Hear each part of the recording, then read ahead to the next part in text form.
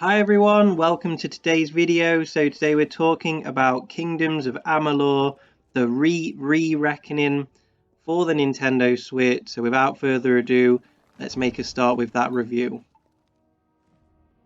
If you're not sure about what this game is, it's an action RPG that was originally released back in 2012 for the PlayStation 3 and the Xbox 360. It got re-released last year for PS4 and the Xbox One, and then about 7 days ago, maybe less than that, we got it released for the Nintendo Switch. So just a quick brief overview of the story. So you are known as the Fateless One, and you died, and then luckily enough an experiment brings you back to life. You have no memory about what's gone on, and you have to unwrap the story as you play through the game. And then you have to try and find the scientist who created the experiment to bring you back to life, to try and remember the past. So I don't want to do too many spoilers, that's just a very quick overview there. As soon as you turn the game on, you'll notice just how big the game is.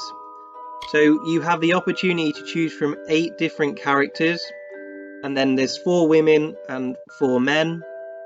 And from these 8 characters, you can customize them as well. So there is lots of customization at the start, and you can play around this for as long as you want. You could really go into a lot of detail, and it's quite a fun start of the game where you can really edit and pick the character you want to choose from. We will talk about graphics at much more detail later on, but I just think from the customization screens, I think the game has held up really well, and it does look like a really great game on the Nintendo Switch, especially in handheld mode.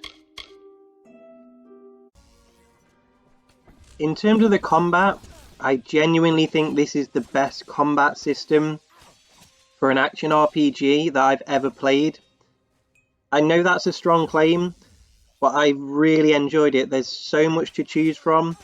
The amount of weapon sets, the amount of different weapon styles. There is something out there that you will really love to do. So if you are really into action RPGs, I think you'll definitely love the combat of this game. Within that combat system, there's also a really fun takedown mode. So you can see from the gameplay here, you mash the ZR, ZL buttons together, and then as you're fighting, you hit that A button and a cutscene comes in, and you can gain experience as well as you're epically taking down some of the bigger enemies, or even swarms of enemies as well. If you don't like that hack and slash approach and just kind of button bashing, there is a really cool stealth mode as well. So you can use that in quieter parts of the game, or even you can use it throughout the game as you play. You can check out the gameplay here. It's just a really fun way to take down bosses or take down enemies without having to kind of go in all guns blazing.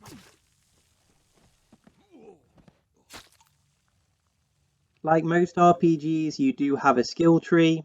So as you gain experience, you unlock new moves and you move through that skill tree. Now I've decided to focus on the daggers and the more finesse weapons. So I've been improving that finesse skill tree.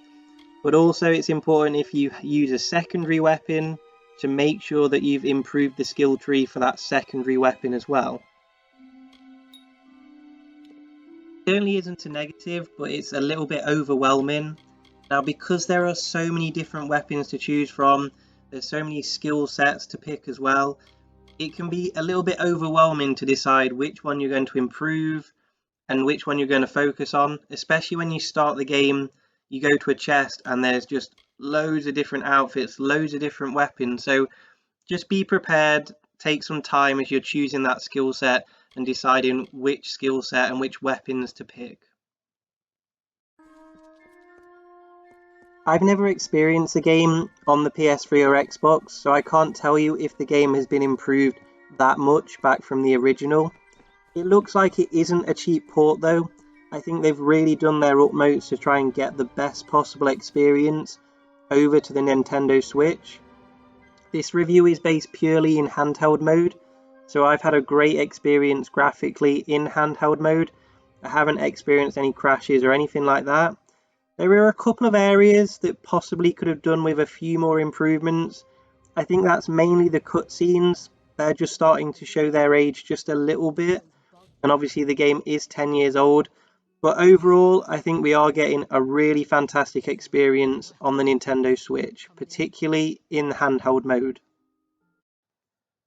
Now the price point of the game, it started at £35, which for a game like this is really good value for money. I know it's more than you would pay on another console, but to have that experience in handheld mode, I think is awesome. The price is already starting to drop a little bit. It's gone from 35 to 33 in the last 48 hours. So that price will continue to lower. I don't think it will lower much lower than £30, but for that £30 mark, you are getting an awful lot of game for your money.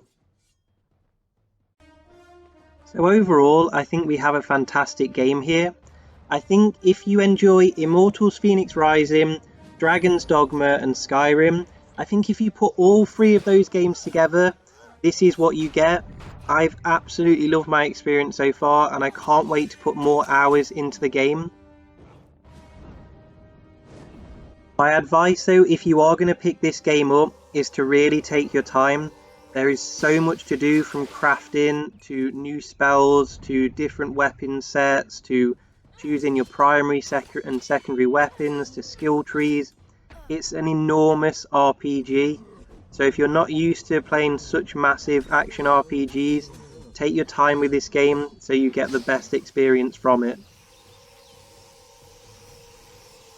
I would definitely recommend anyone picking this game up. It is a fantastic game.